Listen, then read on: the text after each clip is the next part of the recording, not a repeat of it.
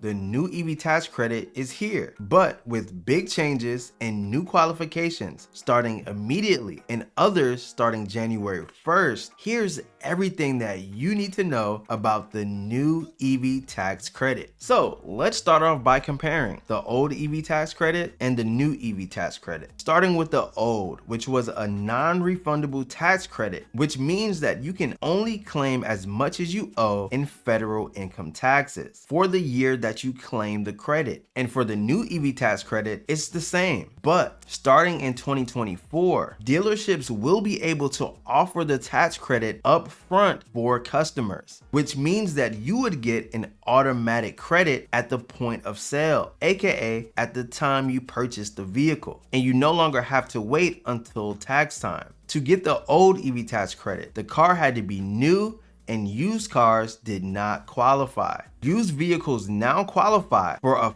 $4,000 tax credit or 30% of the sales price, whichever is lower, but only if you buy the car from a dealership. The car is priced under $25,000 and you must meet other income requirements. Going back to the old EV tax credit, there was no cap on the price of the vehicle, but the new EV tax credit does have a cap, and sedans must cost no more than $55,000. And what about pickup trucks, SUVs, and vans? Well, those can cost no more than $80,000. So we see with the new EV tax credit that pricier vehicles no longer qualify. I'm thinking about the Hummer EV, the Tesla Model X, heck, the Tesla Model S, or maybe even the Lucid will no longer qualify under the new EV tax credit. Now, with the old EV tax credit, there was also no income cap. So no matter how much income you made, you was eligible for the tax credit. But with the new EV tax credit, there are income limits, and we'll see EV credits start to phase out for those with gross income over $150,000 if filing single, $300,000 if filing married, filing jointly, and $225,000 for those who file head of household. And here's a big one. With the old EV tax credit, you had to be one of the first 200,000 buyers. After a manufacturer's 200th customer, EV credits were no longer available. But with the new EV tax credit, there is no cap on sales. So manufacturers can sell hundreds of thousands and millions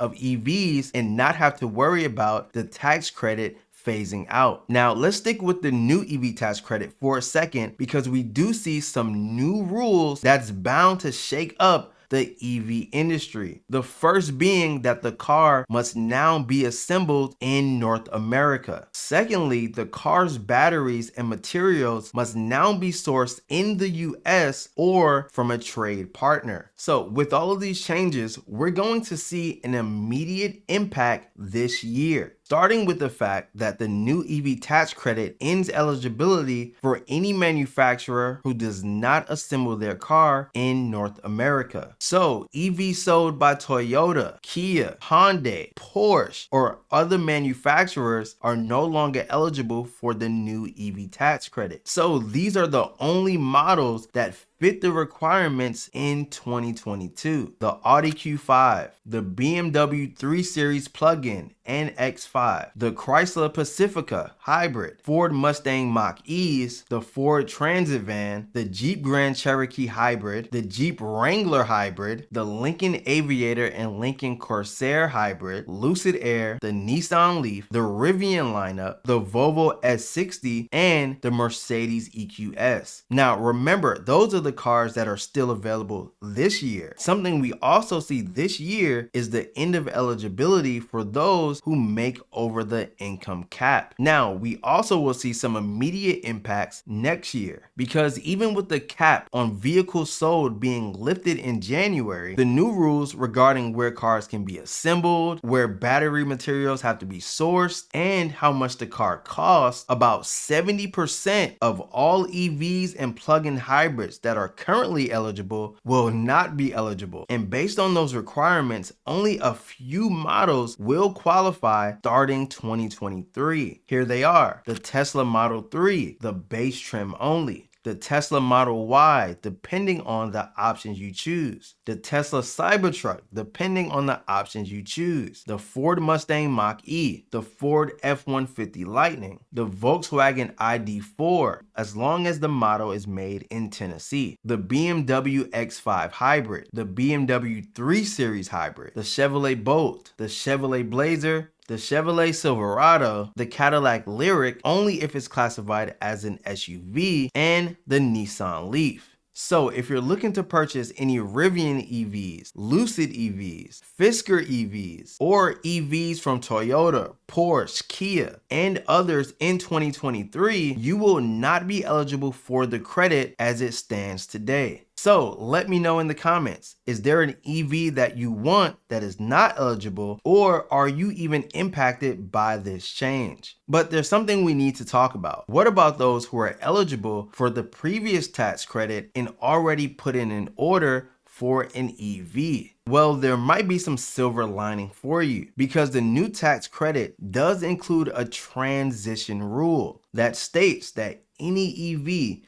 with a written binding contract to purchase signed before the date of the law's enactment will be able to take the old credit if the buyer so chooses, even if the car is delivered after the bill is signed. And because of this, EV makers begin urging potential customers to order as soon as possible and to update their reservations to abide by the new rules. In short, automakers quickly allowed you to convert your reservation into a non-refundable deposit and binding agreement to purchase the car. Here's how. Rivian put up a support page letting reservation holders know that they can convert $100 worth of their reservation into a non-refundable binding reservation fee on request. Then Fisker put out a press release explaining that reservation holders can convert their reservation fees to non-refundable binding orders. And Lucid contacted reservation holders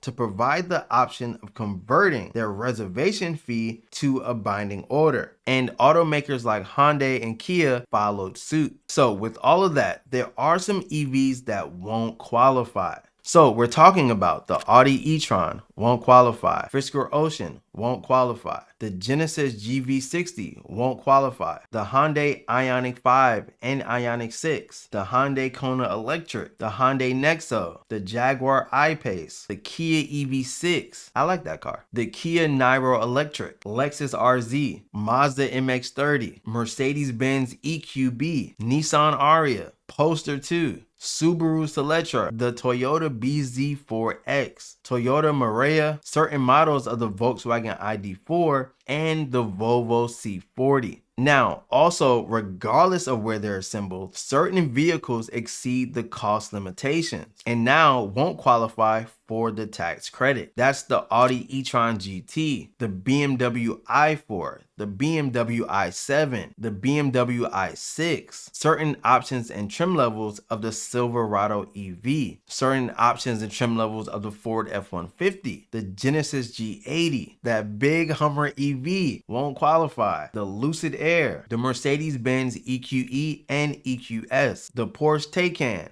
won't qualify. Certain options of the Rivian R1T, certain options of the Tesla Cybertruck, the Tesla Model S, and the Tesla Model X as previously stated. So now that we know who qualifies, what cars qualify, and what cars don't qualify, let's talk about how the tax credit actually works. The new tax credit comes in two parts. To get the first half of the EV tax credit, a percentage of the vehicle's materials, like lithium and nickel, needs to be processed or extracted in the US or in a country where the US has a free trade agreement. Now, for 2023, that percentage will be 40%, but jumps up to 80% by 2027. And to qualify for the second half of the EV tax credit, the vehicle purchased must have its component made in the US, Canada, or Mexico. In 2023, the requirement is 50%. In 2029, that requirement is 100%. So in total, the credit is worth up to $7,500. And starting 2023, you can get that credit at the point of sale. And in totality, the credit is set to end December 31st of 2032. If you haven't already, go ahead and like the video. It truly helps other people see it. And subscribe to the channel for more videos that help you save on taxes and grow your wealth. I'm Karan from Life Accounting, and I'll see you in the next video.